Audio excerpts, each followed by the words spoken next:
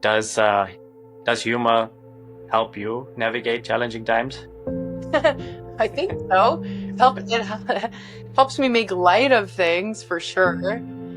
I think certainly during the COVID-19 pandemic, it was really interesting to see how the comedy world shifted because we were one of the last jobs to like come back. And so for a long time, comedy went offline and then it came online literally and started becoming just a virtual thing. So there'd be virtual comedy shows and virtual talks. And so I actually watched a shift in my work because I speak about mental health and things like that, that I had more requests for speaking during that time because so many people were struggling and navigating mental health. Well, it was difficult. It went on for many years. I tried every traditional form of therapy that you could do. So I went to like see a traditional talk therapist. I saw a sleep therapist. I went to the sleep clinic. I I did hypnosis. So that's when I started to open up more to spiritual alternative modalities and Reiki, of course, breath work, and it was a combination of things for me. First one being, in terms of healing it, first one being really looking at what's going on in my outer reality that's causing stress. Because the way that the anxiety worked, and it is an interesting thing because it's a pattern in my family. There are other Okay. people in my family who struggle with this same issue at night. Hi everyone, welcome back to Zen and Now. Today I'm joined by the incredible Dena Jackson, comedian, TEDx speaker, and motivational powerhouse. Dina has a gift of turning life challenges into laughter and wisdom using only humor to inspire growth and resilience. Get ready for an uplifting and insightful and hilarious conversation. So let's get into it.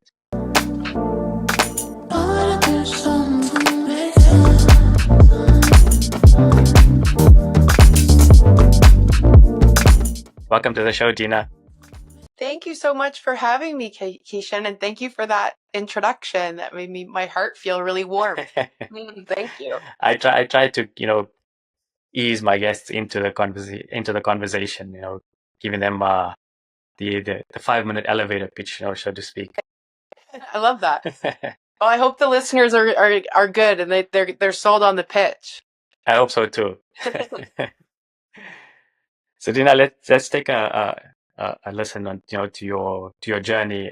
Take us back to when you knew comedy was something that you would love to take on as a full time. Is it full time? Do you do it full time, or is it just something that's you started doing on the side to what you were doing professionally? hmm Yeah, so I have been doing stand-up comedy for 13 years. It is a full-time job. When I first started, I was not doing it full-time. It is something that I feel with any passion work, it takes a little while to build and figure out what you need to say or want to say, and then eventually it can start to become a job. So initially when I started, I was working in public relations. So I had a very different corporate environment. And for a while I was moonlighting and doing both and navigating having a full day job with that world of people and then disappearing into the night of comedy and learning all about the scene that Toronto has, which was a lot bigger than I had expected. Right. And so I sort of learned that way. And then with speaking, I've been speaking for about 7 years now. So it was about halfway through that time doing comedy. So now I'm a full time speaker and comedian. Yeah. Did it come naturally to you, speaking in front of audiences, or something that you had to gradually build a resilience for? It's funny you asked that. Yeah, it did come naturally. And there are things that don't come naturally to me that are a lot easier for most people. One of those things being driving. I I do drive, but it took me 3 tries with my written test and 3 tries with my road test to actually get the license. And I didn't do it right away like most teenagers do when they turn 16. I waited until 18 and I later found out it was because when I was a kid, I was having this reoccurring dream of crashing a car, and that affected some of that. But anyway, so things that are easier for some are more challenging for me. But when it comes to speaking to hundreds or thousands of people, it doesn't bother me in the same way. And so when I was little, like maybe in the fourth grade, so I think around age 10 or something like that, I got really into speech arts, which is big across Canada. I didn't really realize it started Okay. within the school where students learn how to write a speech and tell a speech. Oh, okay. Yeah, and then I started competing more across the country. And as I did that, I started to learn about all the storytellers in my family. And so one of the speeches that I used to give, which is actually more just a story. It was about two witches, and it was from my grandfather. My grandfather used to write about these two witches, and so I did that at age 10 and started to share that all around Royal Canadian Legions, no less. Wow. And so I would do that from a very young age. And then I remember when I was at first year university, I was attending a talk from a motivational speaker, and it was during Frosh Week, and it was in this giant arena with like hundreds of people, maybe even over 1,000 people. And I was so moved by that speaker. And it wasn't so much what he said, it was more how he made you feel, which I Right. think Maya Angelou talks about that. There's that Yes. famous quote, right?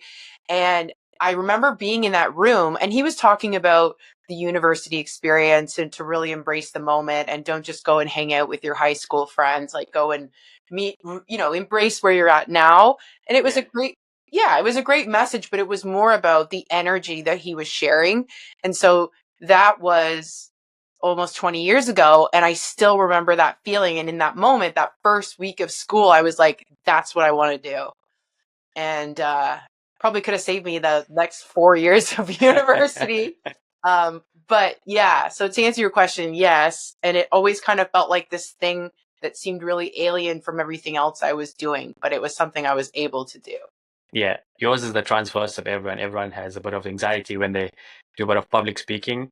And yours was, I'm more comfortable in that space.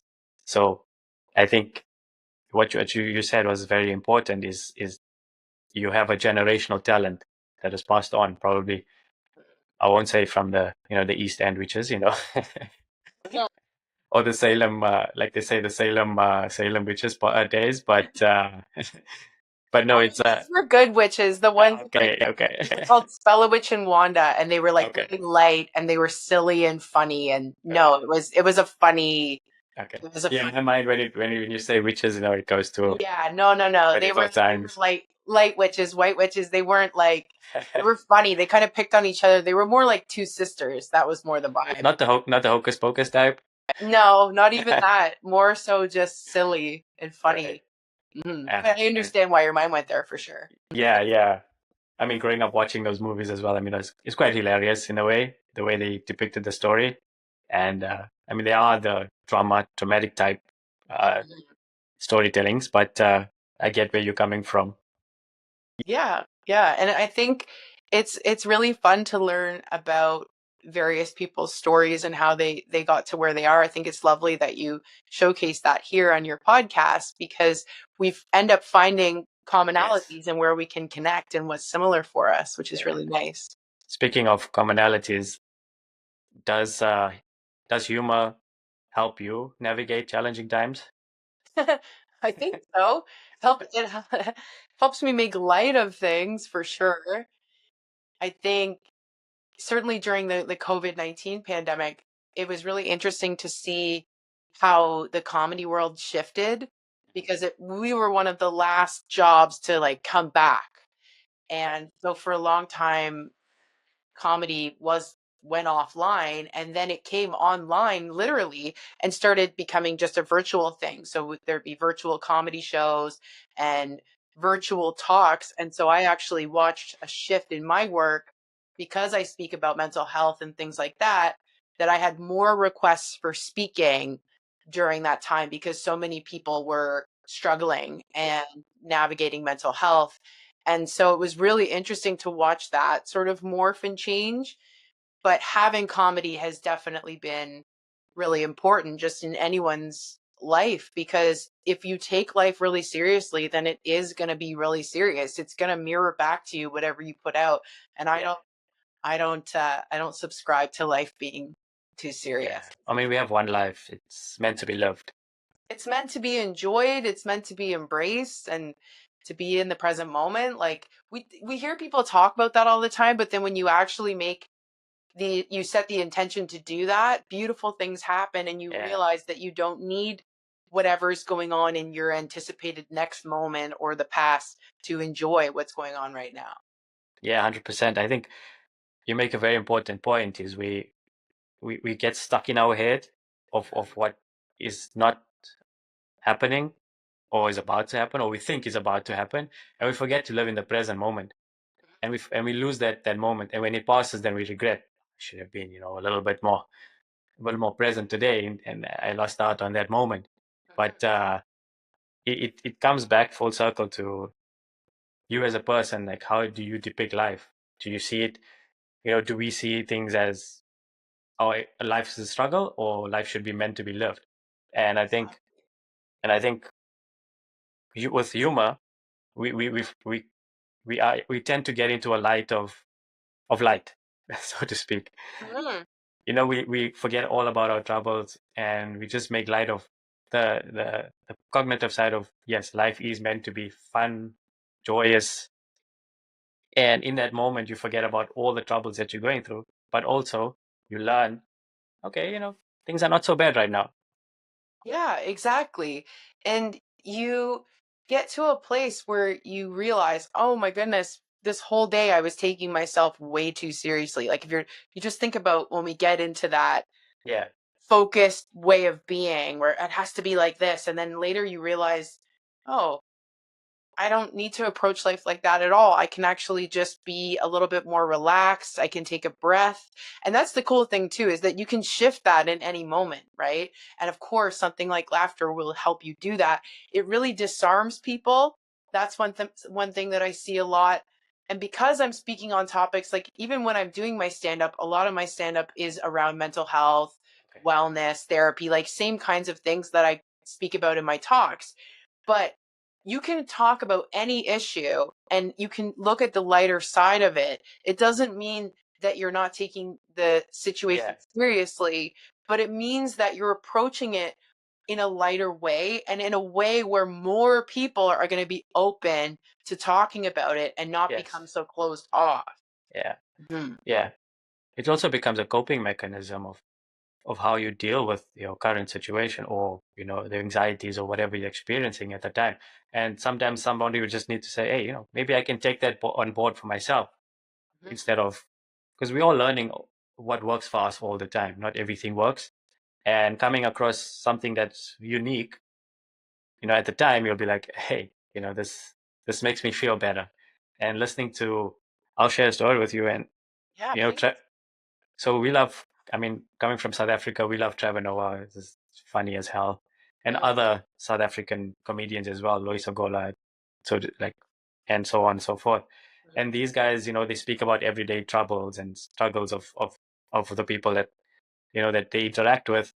And when I was going through my anxiety and depressional state, I remember putting on this Trevor Noah skit where he talks about, when each person lands in an airport, you have this female announcer, and each country has the way of depicting information, or transversing information to to their to flyers or people traveling.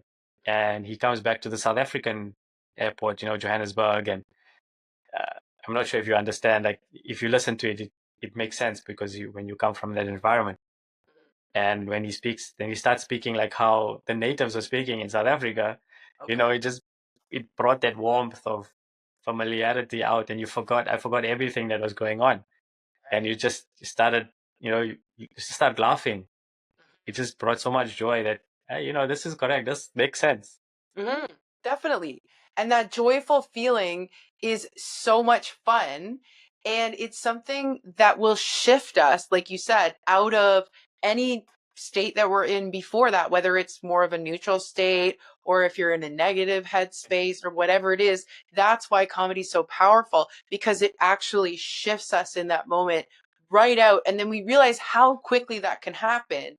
But from what I've seen and experienced, we have the ability to do that at any moment in our own way. Like, it could be through laughter. It could be through getting out in nature. It could be through just taking a pause and a breath. It could be from thinking of someone that you care about, a joyful memory. And by doing that, you shift out of that state. And I think that's such an important thing for us to remember, because we get stuck. Like we were saying, we get stuck and we just keep repeating more of the same thing, but we don't have to. Yeah. Mm. Within your life, I'm sure you've gone through, certain challenges and stuff. Is there anything that, specifically happened that, you now take into your comedy skits that you share light on, and it helps people? Yeah, I went through a really difficult period in my life about almost 10 years ago. My dad was very sick and he passed away, and I went through a divorce, and it was through that 2-year period Mhm. where my whole life changed. And I thought I had a foundation. I thought I had this sort of stable life, and Yeah. then my foundation was shaken. And I went through a loss. I went through a very, very dark period, and I was doing comedy at the time, but I felt a very strong intuitive pull to go on a yoga retreat, funnily enough. And I went on this retreat, and even like, this is how much of a skeptical space I was in due to what was going on. I remember looking at it online and thinking, oh, this is probably a scam. Yeah. And so I emailed the girl in charge, and I was like, I don't really see any reviews on your website. Like, this is the curmudgeon state I was in. I was like, I don't see any reviews on your website. And it was taking place in Aruba. So I was like, I don't know.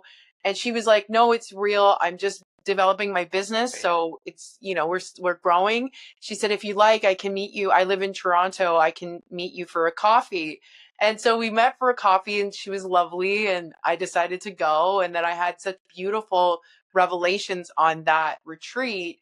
And then her and I have stayed very, very good friends since. And so that is what catapulted me to go and do my yoga teacher training that I did in the south of India. Not even a year later, Yeah. I had a visit from the other side when I was on the yoga retreat. I had my first experience with sound healing bowls. Oh, okay. That Okay. this girl, my friend, um, she played the bowls, and it was my first time experiencing that. And then I had a visit from my grandmother, Oh, wow. who had passed on during that meditative state. And I hadn't even done any preparation. I hadn't been doing any work or meditation at that Yeah. point. And I connected with her, and she had such a strong message for me, which was that to let me know that I'm not alone. And Oh, I okay. really felt alone during that difficult time. And so it opened up something in my heart, having that experience and seeing her, because I was very close with her when she was in the physical, and I'm still Mhm. close with her now, but she passed away in 2006. And so I had that experience, and it changed the whole trajectory. And yoga, meditation, mindfulness, breath work, all these things started to be part of my own journey. Yeah. And then I ended up being invited to give a TED talk. And that was maybe year and a half, 2 years after that experience had taken place. And I was really in this wellness world, still doing comedy, where I felt like, okay, now I think I should be speaking about this. Okay. And so that's how that moved. Yeah. Yeah. Mm. Such a profound experience for first time. Not many people get to experience that, right? Definitely. That's what she said. That's what my Yeah. friend, my now friend, her name's Caitlin, or Ananda Kate, that's her Okay. name. But she said, she goes, this is not common. Like, because Yeah. I was trying to sneak wine on the retreat because you weren't allowed. I don't drink now, but Yeah. then I did, and I was like, I'm gonna sneak some wine because there's no alcohol in this retreat. And listen, I know lots of people do that. There's no judgment either way. Oh, for sure. I was in a very, very different place than I am now. And so that's just shows that growth when you open up to spirituality and you just allow yourself to be open to what can come in, you know? Yeah. Yeah. You have to allow it, like you said. It has to become a conscious effort to Yeah. allow it. Because I think if you go in blind, not blindsided, but kind of like nose blind, you have an expectation, but the expectation is something that you play and you fill up in your mind.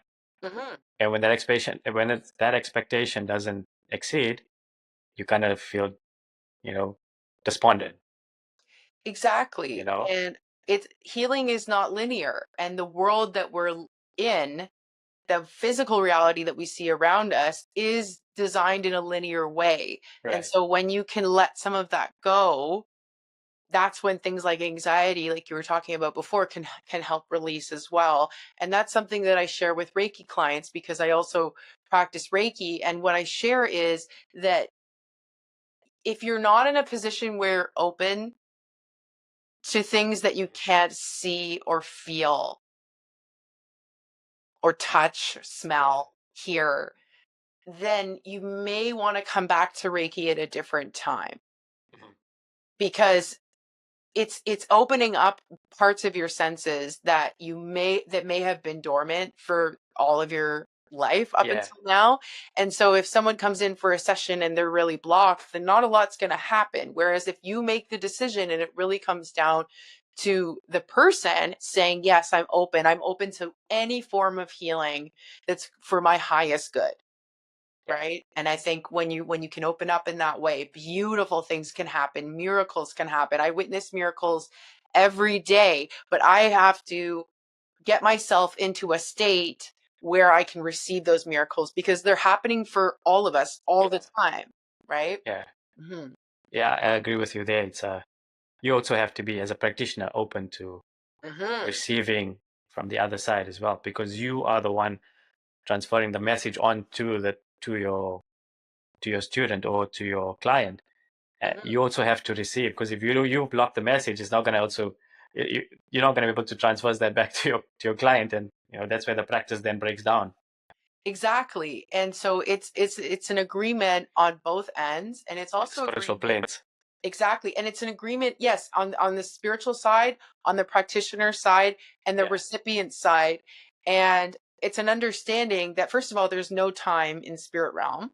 Mhm. But when someone coordinates a session, they are knowingly or unknowingly connecting with spirit when they do that. And spirit has helped coordinate that session as well. And that's why I always let spirit guide the clients that come in and the work that's there. And I just feel so incredibly grateful to get to do this work because any practitioner who does this knows that it's not coming from them. The energy is not coming from them. They are Yeah. more of a witness, or I like to say like a phone extension cord, just letting it flow right in. Right. So, yeah. I wonder how many of the listeners would actually remember an extension cord, phone extension.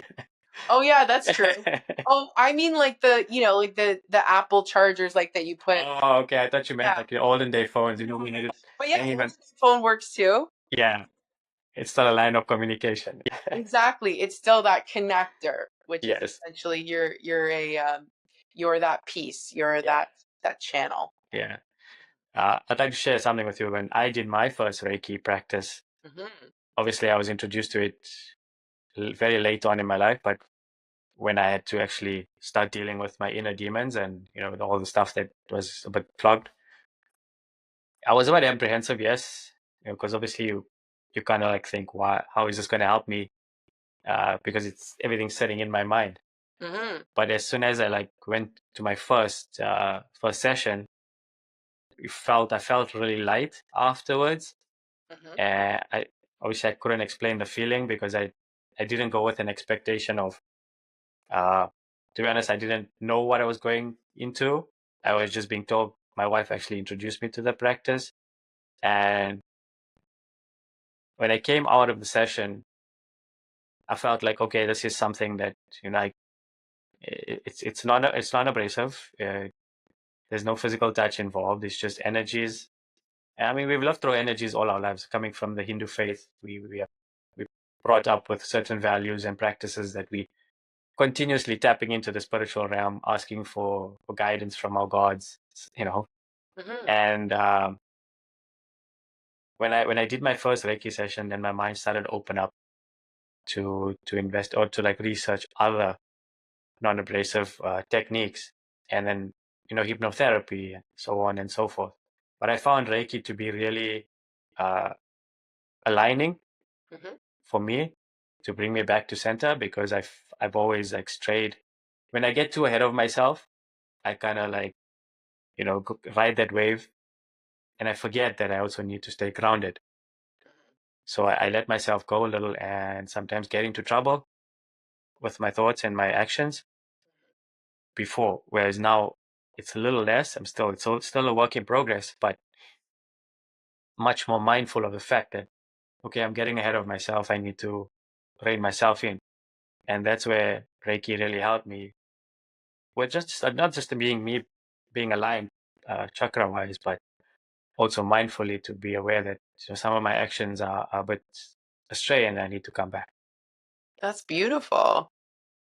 And what's so beautiful about Reiki and also hypnosis, like you mentioned, is that area of doubt and busyness and energy that can come from the mind Mhm. releases, and we connect with the divine self. And when we do that, so many beautiful things can happen. And that's why I was sharing before, if someone's not open, then they're staying in the mind part, which is okay. And our mind is a wonderful thing. It's a great thing that we live with, and it's learning how to navigate these things, but also realizing that we have a lot more power than we necessarily realize. And so when you can lie in a session like that, or receive a distance session, as you know, with Reiki, could be either Yeah, or. It's connecting to a part of yourself that feels very calm, very heart centered, and heart activated, which is beautiful. And that's why I fell so in love with Reiki. I had a beautiful session when I first started as well. And similar to you, had no idea, like it yeah, kind of felt like it all often does, yeah, right? Feels like it kind of comes out of left field and it's unrelated to anything else in your life. And yet it makes so much sense as soon as you try it. And so then that's why I went down the path to become a practitioner, because I want to be able to share that with others. Because I think, yeah, when we can get into the heart space and really connect with the heart, it's our life will shift. Things yeah, will shift because our reality shifts when we see it through that way. yeah. We start accepting Mm-hmm. what is meant for us. We start to learn. We start to grow. Mm-hmm. We start to open up our horizons to a lot more than what we just anticipated for our lives. Mm-hmm. And you might be thinking, okay, this is my trajectory down one life path, but actually, like you get diverted onto another, which is beautiful because, yeah, sometimes it's anxiety driven, because the thought of the unknown is always scary. However, if we just accept that, okay, I'll try it. If it doesn't work, cool, no problem. Mm-hmm. I can always try something else. It's always a learning. We learn every single day something about ourselves, and sometimes being stuck allows us to grow, if that makes sense.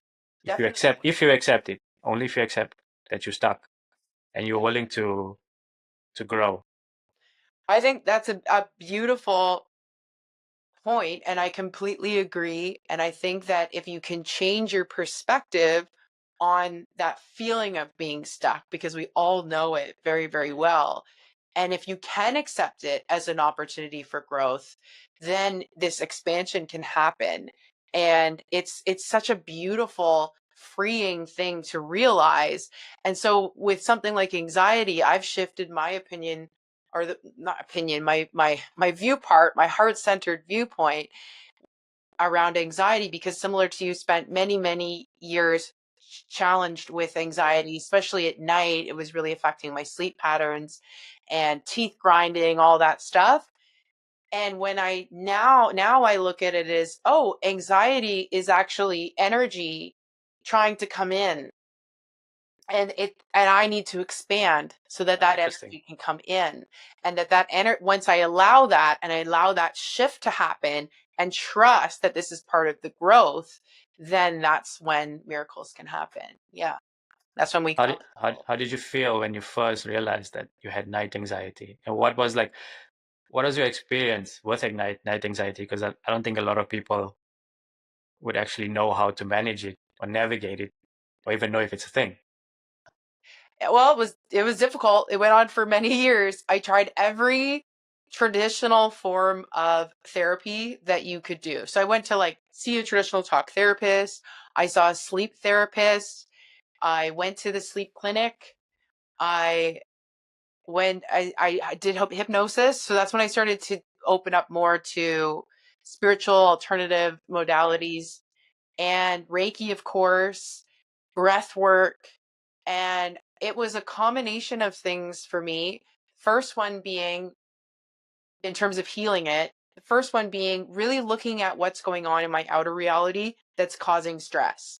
Because the way that the anxiety worked, and it is an interesting thing because it's a pattern in my family. There are other Okay. people in my family who struggle with this same issue at night.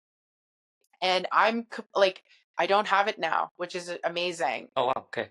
Yeah, which is, I completely credit that to the process of healing, which initially started with traditional forms of healing and now more in the spiritual end of things. So the sleep, all of it was helpful, but once I moved into really healing some of the deeper layers, that was what was pivotal for me, because now I wake up once and then I fall back asleep. And That's I'm good. told by doctors that's really normal and not an issue. And it is the most freeing thing. So if anyone of your listeners right now, if they are listening and they struggle with sleep, first of all, my heart goes out to you so much, because I genuinely know what that feels like and struggled with it for so many years. But you're listening to this podcast for a reason, because I'm here sharing this with you as someone who's truly on the other side. And so so to share the trajectory for me, and then if things resonate for anyone who's listening and they're like, I want to try this, here goes. So first thing, talk therapy. At that time, I started looking at my outer environment and seeing where the stress was in my outer environment that was not aligned with my heart and what my heart was guiding me to do in life. Right. So I had to shift jobs, shift partners, like leave a relationship Yeah. and be on my own for a while. Um, Living situation, like literally everything in my life, Yeah. It's like I had you had like a reset or to reset. for reset. Yeah, so that was the first thing for me. And you realize how much your body is telling you something, right? Your body's communicating with you all the time, and we just find ways to not listen to it. And it's once we start listening that we realize, oh, okay, this could be resolved a lot sooner. So that was the first thing. Then the sleep clinic, which was not helpful at all, unfortunately. I had all the wires in Okay. the head, and they just said you have interrupted sleep patterns, which That's it. I knew that when I went in. And then the sleep therapist, she was helpful. She had me get on a schedule, wake up and go to sleep at the same time every night. And that did help a little bit. So then we started to open the door to hypnosis, which I had by a beautiful healer. Her name is Christina Kalyani. She's based in Costa Rica, Santa Teresa, Costa Rica. Had a session with her. It was my second hypnosis, but it was so profound. And I was taken through a past life. So it was past life regression work. And I was shown a past life, truly vividly shown in my own third eye vision, a previous lifetime that Yeah. was very traumatic, and I didn't feel safe. And I was actually shown a view of my body in that lifetime trying to sleep at night and being all locked up Okay. like this. And for anyone listening, it means clenching your fists, clenching your arms, Yeah. like this. And then realizing that this had actually carried all the way back to a previous lifetime and was something I brought into this lifetime. So once I had that information, it was like a light bulb went on. That combined with regular Reiki sessions and setting my intention that I'm ready to release this and let this go, and trust, which has been a process. And now I'm on the other side, but it's taken about 2.5 years to achieve that. Were there any times where you felt, okay, I can't do this anymore? With the healing Yeah. work, Yeah. mm, You just felt like, "Ah, this is too much work. I can't do this anymore." Or and when there was like, or did you just like keep that faith that somewhere along the line this will turn for me? I think because I didn't have another option and it's something like sleep, you're like, I'm just going to do whatever. Right. And receiving Reiki frequently isn't a bad thing. It's a pretty great thing. So doing that and committing to that, and then genuinely watching the messages that come and the layers come off and things unfold the way that they're supposed to, giving you the information that you need so that, because that's part of it, right? Like a lot of Right. it's your own learning. That was what kept me with it. But I would have kept on, yeah, because anything to get a good night's sleep. Again, for anyone listening, they know Yeah. exactly what it feels like, right? Yeah. So yeah. Similar with myself. I had struggled with night sweats, and those are not fun at all. Mm-hmm. Um, there was a Yes. period, yeah, there was a period of time where I don't think reality was my reality. I was like augmented somehow. I was smelling things that, felt dead. I- I- and when I explained this to my psychiatrist, I think that's when it like hit. Like she probably thought I was psychotic in a way. I was in psychosis because I wasn't in reality. I was experiencing some form of, augmented reality or some form of other reality. But it was just my own fears, presented itself at the time, and I think I was scared Mm-hmm. to acknowledge it, that those were my fears. And I also growing up, because I always slept alone in my own room, my own bed, and I always had a companion, like a teddy bear or something with me, so I never felt alone. And when I did sleep alone, it felt like something was missing. So I would wake up, went through all the the fear anxiety driven experiences that some people go through, bedwetting, and something that I've shared for the first time, or with the listeners, is it's not something that you want to experience in life, but there was something deeper that I needed to let go of, or heal, so I could come to this point in my life. And as I'm sure there's so many people out there that have gone through similar or are going through, teenagers right now, or young people experiencing anxiety and fear, and especially with the world we live in with social media, and just being able to be accepted in the world is hard. Mm-hmm. I've seen it firsthand when I was in the hospital, where I spoke about this the other day, where with friends, there were kids between the ages of, like, I think the youngest was like 6 or 8, all through teenagers, and then adults in the hospital. And you kind of like, okay, I'm glad I didn't have this experience Mm-hmm. growing up, where it got to a stage where you had to be institutionalized. Because can you imagine what that does to you, as an adult? But you can really look at it two ways. You can look at that experience the way I did, as a learning experience, so that you don't repeat the same cycles. Or you can look at it as, something that's a burden to you, and you're gonna keep making the same mistakes, you're gonna keep doing the same things that brought you into it.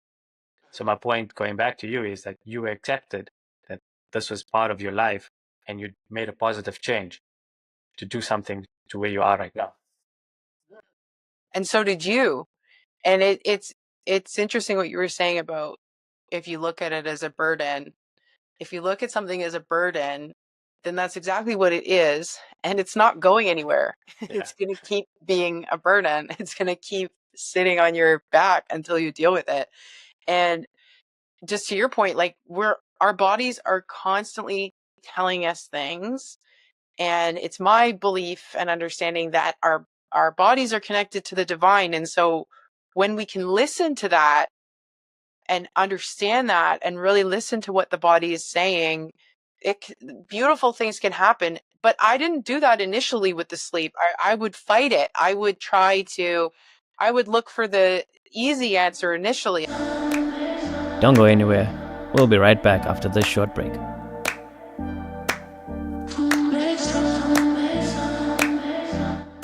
I was at a point with the sleep stuff where I was willing to try anything. And once I was able to open up and try different modalities, similar to what we were speaking about earlier, about being open to spirituality and help from the other side, then amazing things can happen and expansion can happen and new understandings about what we're doing here starts to come into play. Mm-hmm. And given this is a journey, every day we have to keep the practice alive somehow. Do you have any like daily practices that you yourself like keep up with and incorporate every single day? Definitely. And I will say for anyone listening that it's a journey with having a daily practice. So I hope that this doesn't put too much pressure on anyone where they feel that they have to be practicing for an hour or whatever. Like, start with a time that works for you, 5 or 10 minutes to get started and then let it grow from there. The same way that you would start working out at the gym. You're not going to start benching 350 pounds, right? So same kind of thing. For me, I work with the Reiki symbols every day. I do energetic protection, which I think is really important. And that's just protecting my space, my energy, things like that. And I practice some breath work. I do a daily yoga practice and mindfulness practice. Some days I use EFT tapping as well. What is that? Oh, it's amazing. It's a energy release practice that works with acupressure points in the body. So similar to acupuncture, except you're learning how to tap on certain areas. Okay.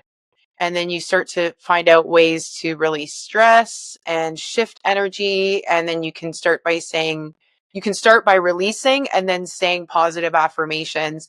And I don't know about you, but for me, when I first started doing positive affirmations, I didn't really feel like they worked. And then once I learned, right?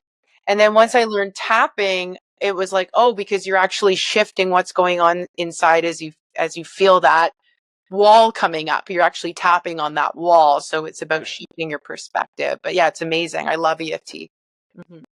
It's interesting. I need to look into that. I knew about acupuncture, but I didn't know what like the tapping side of it. I know about lymphatic drainage and stuff. It's like probably the similar spectrum of releasing what's not working for you.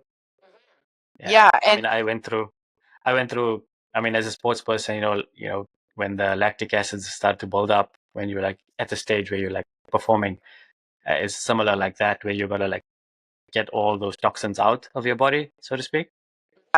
Definitely. And remembering that we're made up of energy. So there's so many different ways to work with energy, tapping being one of them, Reiki being one of them, any form of meditation. Another meditation I love is visualization because I see so much. As soon as I close my eyes, I see a lot. I was very lucky to work with that gift, and it's so beautiful. So I love to visualize. I love connecting with goals, manifestation, all of that stuff. And so that's a really fun practice for me. And I definitely recommend it for people who love to explore their imagination and consciously create. Yeah. Do you teach kids as well? So I teach kids yoga actually. So as young as 2 up to 12. And the yoga classes are very different than adult classes. A lot of it is working with the different animal poses. A lot of Like fun. there's cat and cow, but there's also lion and there's all kinds of other fun games. And a lot of them they're much shorter, like 10-minute spurts because the attention span's different. The reason I ask is because um, we're in such an age where information is being absorbed at a much faster rate than probably myself and you grew up with. And kids do not have a release to process that information or how to learn that their bodies are not equipped to deal with so much of information so quickly. To reduce any form of burnout or just lethargicness. So I think it's an important practice what you're doing, and I commend you for it, for parting that knowledge onto kids and so young, because I think it'll just help them in the future just to navigate life a little bit more, acceptance wise, a little bit more calmer, not too abrasive, where they feel like I've got to be like running the rat race, continuously doing things instead of, okay, there are moments where I can be still. And I think that's very important for all of us, not just kids, but I think for all of us to remain in the present. And sometimes we just need to find a space of calm and stillness to gather ourselves. Definitely. And they're always teaching us. They are so mindful. Every time I teach a group of kids, I'm learning from them all the time too, because they call you out of your head and into, hey, let's have fun right now. Let's play with this ball right now, or this parachute. Like, let's do this. And that's a joyful experience. And so we're trained to let go of all those things as we become adults. And I don't live in that space. I love getting creative. I love doing crafts. I do crafts myself. I think they're super fun. I like to make vision boards. I like to do adult coloring. I like to get creative, painting my place. I love doing that. Like, anything that's an expression of joy from the heart brings you into that childlike state, and you connect with that part of yourself, right? And we don't have to forget that. We can still bring that into our lives no matter what we're doing. Yeah. Mm-hmm. I myself used to coach soccer, but for 6 and under. So I used to have a lot of kids who were like probably just babies, 3-year-olds upwards. And like you said, attention span is that much. You got to make things like really fun for them so they stay engaged. And when I first started out, I didn't understand the childlike nature. So I'd incorporate a lot of like just drills and football focused drills and activities. But then later on, as soon as I started coaching and I started learning that these kids require also fun. They require learning. They require not just with the ball, but also with their teammates. So incorporating communication, things like that, and acceptance, and learning that teammates are your friends, not your enemies. Because sometimes kids get into tussles and they hold grudges and they don't like, oh, I don't want to play with this person. But because it's a team dynamic, we have to also teach them that you have to be cohesive, for that common goal of winning match or scoring the goal. Mm-hmm. So I learned that very young, that when I was in my coaching career, and I learned that from not just for myself, but I think taking it forward in my life, I learned, okay, I need to be fun at times. I need to learn to do things that make me happy, not just on the other side. I can't just always be giving. I also need to make my cup is full. I can give myself 100% to the other side. Definitely. And once it is full, then it feels really natural to just let it spill over. But we often anyone who's in the people pleasing category, I'm sure both of us can raise our hands. Yeah. And then many people listening, raise it up nice and high. Yeah. The problem is you end up feeling so drained. Whereas if you can just do something nice for yourself, and it can be something so simple, but to get into your own heart, activate your own heart. That's something I really been working on recently in my own practice, is intentionally activating my heart, which I didn't know how to do for a long time. Like, I remember when I first started studying mindfulness and with Reiki too, I would hear, it's really important to be working on your heart. And I didn't get that. I was like, well, should I be listening to how it beats? Like, I didn't get it. Yeah. And then you realize, oh, this is how I connect to the part of me that's always very calm and centered and intuitive. And you can't be in your heart and be angry at someone at the same time. And so now that's something I've learned, and I try to bring it into my every day. And that's, again, we were talking about shifting, like, through comedy. Comedy can bring you into the heart, thinking about a loved one, connecting with an animal, but like truly allowing emotion to arise and letting yourself live from that space. And I think kids can help you do that. Like, there's so many different ways to do it, but it's about really being from that space and not letting the mind run the show all the time. for sure.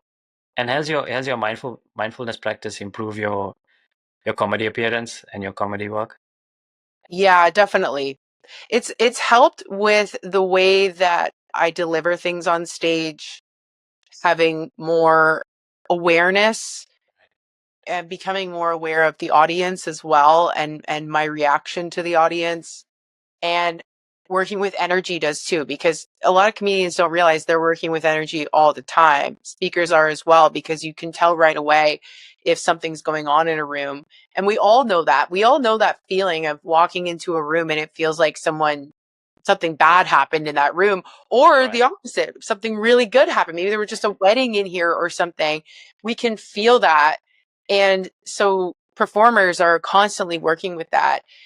Mindfulness has really, what it's helped me in the most is navigating the rat race. And so that definitely falls in the world of entertainment, but I think it can be related to any form of work where you become less attached to goals and defining your self-worth based on those goals. You start to realize, yes, it's of course great to have goals, and we all have them and Yes. set them. And sure, it'll be an exciting moment, but like every other moment, it comes and it goes. And so what we only have is right now. And the more that we can get into that space and really understand that, the more we will alleviate things like anxiety and more challenging emotions. Yeah. Yeah. I don't Mhm. think it'll ever go away in our lifetimes. It's just how we navigate them to be able to manage them in a Mhm. little bit more respectful and in a peaceful way, that we don't break ourselves to a point where we feel it like it's gonna just hinder our lives and our everyday practices, or Right. something that just, because there are times, don't get me wrong, there are times when it's like really difficult to get up and show up. However, knowing that you've been on that other side, how challenging it can be, you do show up. You do Mhm. make the effort, even if it's just for 10 minutes, 5 minutes. You're showing up for yourself. It's those small little practices every single day that get you to do it. It becomes a norm. It becomes like that. That everyone does that 21-day challenge, and it kind of sticks with you. Some Mhm. things will stick with you up to 21 days, and some things won't. Mhm. But it's the stuff that you want to. You'll feel it. They always say go with your gut, Mhm. and Yeah. sometimes we go with our head instead of our gut. Mhm. And we then trying to like make a depiction of, okay, which one is right, which one's wrong, but you'll know the gut or the feeling is always right. Definitely. It and that's that part of the body that's pulling us and saying, "Hey, listen to me. I've got something to share. It's important and it's going to help you." Definitely. And I think it's a process. Like, it is a journey. It's not going to be something that you figure out all in one day. I do believe that we've come here to be in school. Like, I think it's a learning process. And when you can see it that way and shift your perspective on things and say, okay, what am I meant to learn here? There's something I meant to learn here.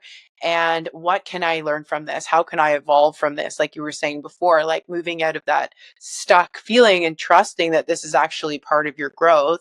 And yeah, so much of it is shifting perspectives. And when challenges come up, when certain emotions come up, allowing them, not suppressing them, noticing what they feel like, allowing ourselves to feel them, and then letting them go and realizing how quickly they can go when we create that space and having that foundation. And like you said, developing the foundation is what gives you that solid ground. And so if you make those incremental changes, you choose a practice that resonates, because we've spoken about different practices people can try. And so I encourage your listeners, anybody who's listening to this, if there's one that really stands out, you've never tried Reiki and you're like, you know what, that really resonates, then I encourage you to look up a Reiki practitioner in your neighborhood. Yeah. Yeah, or EFT tapping. Like, there's tons of videos online that you can do on YouTube. Brad Yates, he's a great EFT tapping guy. He's so knowledgeable in it, and he's got tons and tons of YouTube videos that people can try. Breath work has been a huge, amazing tool for me as well.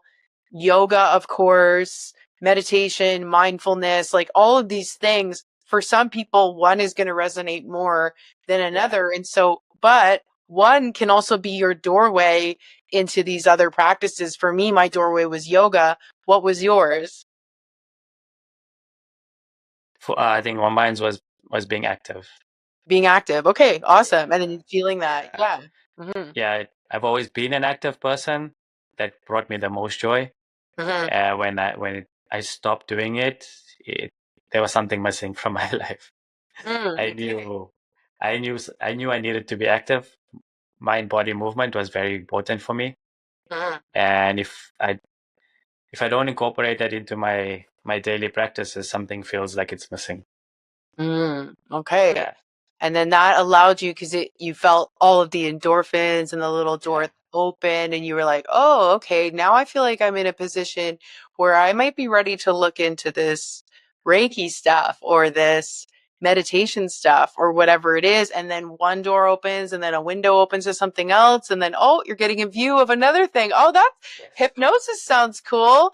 Right. And it's like, okay, now you're in. And that's what's so cool about this stuff. Like, I never get bored of it. I'm constantly learning about new things with it. And the biggest thing to know is that there's so much to learn, which is right. fun. It doesn't feel like work. It doesn't feel Right. like you actually, like some you're doing a job or you're doing something that feels just there because you need to do it. Like you Mm-hmm. said, people will say you never ever love work a day in your life if you're doing something you love. It doesn't feel Exactly. like work. No. And coming back to like, I'm gonna put you on the spot. Oh, you know, so we were speaking about lessons and how we learn and stuff. Was there, if you can give me one of the hardest lessons you've learned through your journey and one of the lessons that brought euphoria to you? Sure. One of the hardest lessons I've learned is that you can't force reality. And I learned that through repeatedly trying to force reality. So I definitely experienced that in relationships when I was married. And I would, even though there were so many red flags, so many things, notifications in the body saying, hey, this is not, it's ready to, it's time to make a change. And then trying to fit a round peg through a square hole. And so that was definitely a big challenge, but then so much growth came from it because I'm able to look at it now and see my previous self and send her a lot of love because she just didn't know and she was trying and she thought she was doing all the right things. And so I wouldn't change any of it, but it definitely was challenging. And I'm sure my higher self was viewing it from the very high Yeah. viewpoint up there, being like, okay, well, she's going to go through it. And then an experience that has caused euphoria. Wow. I would say really learning how to get into the heart. So for me, consistently through Reiki, that's a way to do that. Everyone has different ways. But now I intentionally try to bring it into my day. So when I'm meditating, I will use this as a tool, and anyone can do this. You can picture a family member that you love, like for me, my grandmother, I was so close with her, or a child or an animal, and really bring yourself into that state where you're with them and you can see them there and let emotions come up in your heart. That's one way. It could be an experience that you had. It could be something that someone said to you. It could be so many different ways to get into the heart, but then you'll know it because you'll start to feel it fill up. Like it's this very expansive, loving, compassionate feeling. And so that's something I try to do every day because when you can live in that space, your world will shift and the way you interact with people. Like I'm someone who used to snap on people on the highway, give the finger. Yeah, I was someone like that. Had a lot of anger in my heart. And now I don't act that way. Like, do I still feel the urge sometimes come up in the heart? Yes, but I have awareness. I have tools. I use things like mindfulness to just notice that it's going to come up and that I actually don't have to react and that it's going to go away. And so my whole viewpoint has shifted, like, oh, actually, I could have left earlier. I could have allowed more time, Yeah. knowing that I'm going to be in something like traffic, right? And taking more ownership and recognizing that every moment is important. Every moment is special. And when you really view it that way, you're in your heart. Mm-hmm. You've just hit it. You've just like blown my mind, and I'm exactly well, I'm exactly where you were, where I still have those snap moments, Mm-hmm. and I afterwards I'm like, "Ah, I could have caught myself, man. I could have handled it a bit better, but now I'm working through it. Uh, Mm-hmm. I'm I'm aware that there's some things that I need to change because I'm still that person in flip you off and what's Yeah, going on. but your But honesty is yeah, what's it's connecting your listeners, who I'm sure many of whom are going through things like that. And I did that for years, for years. Like it's not a switch a light switch and then all of a sudden it's resolved. But you're identifying with your human side right now and saying, yeah, you know what? I still deal with that. I still have that reactive nature, but you're bringing awareness to it, which is huge. Like there are still many people who, bless their hearts, they still don't understand that their outer reality is reflected from their inner reality. And when you actually can get into that and trust that, then you realize you can actually shift it. Truly. true. I Mm-hmm. mean, I was always am like a people pleaser. I was very soft. Wouldn't get into confrontations because of fear. But lately, I do step into that power, set like a healthy boundary, or for someone not to take advantage of me. Like just the other day, I was walking across the road and the intersection, and I could see from afar, like the person is gonna start, turning onto the on ramp onto the highway, and thinking to myself, okay, how am I going to handle this? But as soon as they came, I was like, where are you going? Because it's a pedestrian crossing. You are in a whatever ton truck or whatever it is. Mm-hmm. You have the upper hand over me. Right. So, but I stood my ground. I'm like, where are you going? Do you not see that there are people walking? Mm-hmm. Because you could cause bodily harm to somebody, and you'll be fine, but I won't be okay. So I Mm-hmm. think I changed my mindset to be, even if you don't, even if you're not forceful or you're not like in an aggressive way, you can stand in your own power. Mm-hmm. Mm-hmm. Just to like little steps, you can stand in your own power, and that then transverses you to handle a little bit more confrontational situations, but more healthier. And it always comes down to how you feel Yeah, when you're doing that, right? Like if you pause and you take a breath, which just by doing that in and of itself can completely shift your reality as well, just by pausing, because you're becoming out of a reactive state and into a proactive state. And you're sensing into how you feel, because we all have the gift of discernment. And that's what you're talking about here, is using that discernment. Okay, yes, it's still important for me to share this experience in this way, but it always comes down to how you feel. Like if you left that feeling like, I feel like I was clear, I feel like I was calm, I think the message came across, then that's a very different thing than, oh, I'm feeling like I was aggressive with that person, yeah, and no, right. And I think, it all comes down to our own experience. We know the moment that it happens. Like there's moments all the time where we're being tested, and these tested, tests yeah, come up. Yeah, and then you can evolve or not every moment. Yeah. 100%. Mm. If you could go back and give young Dina one piece of advice, what would it be? Aw. Um, I would let her know that she's loved. And honestly, it would be the advice that my grandma gave me, which I was so grateful to receive. But I maybe would tell her earlier, like in the, grade, like, the seventh grade or Yeah, something, that you're not alone and that there are resources available to you in your physical reality. There's amazing people, animals, plants, good stuff like that. But there's also energy on the other side. And if you're open to that, it can really help you in your life. And it doesn't make life seem random, because I don't believe that life is random. yeah. Yeah. Cool. I think she loved that too. What would you say to young Keishan? You'll be okay. Mm. Just Mm-hmm. know that you'll also be loved and you'll be okay. Yeah. Just a simple, I think I wasn't sure where I was heading in my younger days, but now I know I'm okay. Beautiful. And what a That's it. nice feeling. Like I heard someone say this and it really resonates with me is there are two types of elderly people. There's the elderly person who is really angry and mad at the world and just shoulders are crunched and they're just angry. And we've all know that person. We've all seen that person.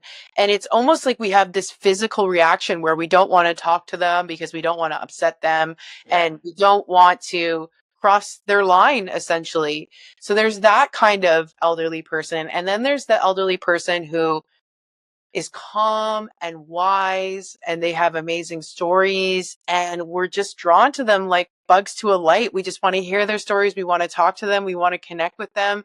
And I don't know about you, but I aspire to be like the second one. And it's doing this kind of Me work. too. Me too. Well, yeah, it will ensure that it happens. Yes, lovely. I think we all would, but we have to go through those challenging times to get to where we are. Yes, definitely. It's all Yeah, it part of it. doesn't just come, within a flash of, those Men in Black little neuralizers. Memory eraser. Yeah. And it's all uniquely designed for us. Like, I truly believe that. I think it's all part of our own learning. That's why it's not helpful to compare yourself to others or anything like that. That's a big waste of time. And it's something that I've had to work through personally. Like you were saying, being on the road is challenging for you. That's been challenging for me, especially working in entertainment. But when the light bulb actually goes off and you realize, whoa, everyone's truly on their own path. Yeah. And by me comparing myself to someone else, I'm actually wasting time because they're on a completely different timeline in a different reality. So why Exactly. bother?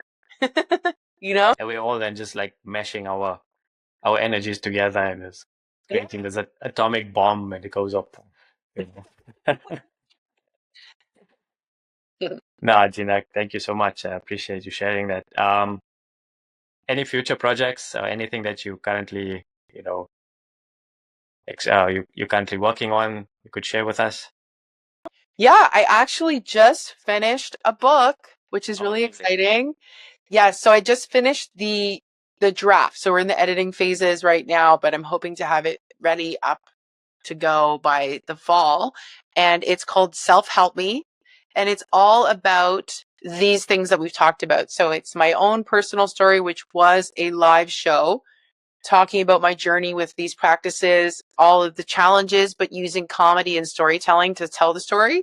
So it's turned into a book. And then there's a breakdown of working through different emotions. So if you're dealing with anxiety, if you're dealing with imposter syndrome, if you're dealing with jealousy, I'll share a personal story where I went through that. Some of the stories are funny, some of them are more serious. And then what tools I recommend to help navigate that. So for some, I might say breath work, others EFT tapping, others hypnosis, Right. breath, all those things. And then, yeah, so that book, it comes with a workbook as well. So people can work through and journal and have their own journey. So And that's, will that be on Amazon? Will that be on will that be an audiobook as well? yes, yeah, Oh, it'll be audio and yes, on Amazon and yeah, should be so fall 2025. And it's called Self-Help Me. okay. Well, we'll definitely look out for that. For sure. Yeah, thank you. Appreciate that. I think it's a good time to wind down, and I'd like to just end the show with a little bit of a fun round. Okay, great. Cool. So, what's your go-to comfort food? My go-to comfort food. Ooh, probably pasta. I love pasta. A comedian you I lived in Italy for a couple years, so I jealous, learned how to cook jealous it properly. from the nonnas. Yes, yes. Love that. A comedian you love to share stage with? Ooh, Nate Bargatze. I love him. Nice. Mhm. The weirdest mindfulness habit you swear by? The weirdest mindfulness habit I swear by. Probably just 1 minute of mindfulness. So just you put your finger on your leg and you close your eyes and you allow the mind to go off for just a minute. And then every time you notice it going off, you notice it and then you gently bring it back to your finger on your leg. And it's just a moment where you, again, we have these moments that are incredibly powerful where you can practice for a minute and you can do it anywhere. Mm-hmm. Yeah. Just to be present. Mm-hmm. Lovely. A quote, a mantra that you keep that keeps you grounded. I think that Maya Angelou quote, you won't remember what someone said or what they did, but you'll always remember how they made you feel. Yes. I like that one. Me too. If you weren't in comedy and speaking, what would you be doing? It's a good question. Probably something still in the spiritual world. I think, yeah, doing different forms of healing modalities. I love it. Like you said, I never get sick of it. It doesn't feel like work. I love doing it. So yeah, probably, yeah. And one thing that instantly makes you laugh. My cat. She's keeping me on my toes all the time. She runs the show and yeah, she doesn't think she's funny, but I think she's hilarious. Nice. Lovely. No, thank you, Dina. I appreciate you taking the time out to share your journey with us, share your vulnerabilities and also your wins with us today. So thank you for taking the time. I really appreciate it. Thank you, Keisha. And it's so nice to talk to you. It's so nice to have these kinds of conversations. I'm very, very grateful. Thank you. Thank you so much. Yes, guys, thank you so much for joining into this episode. I hope it brings some form of peace to you. And until the next one, stay zen, everyone. Thank you.